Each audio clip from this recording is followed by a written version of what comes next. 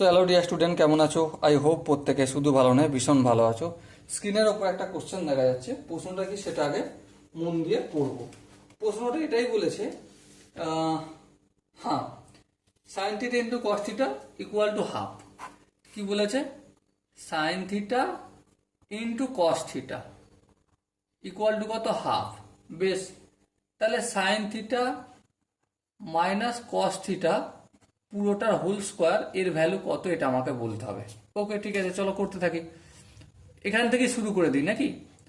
Sign theta minus cos theta পুরোটার whole square equal to কি?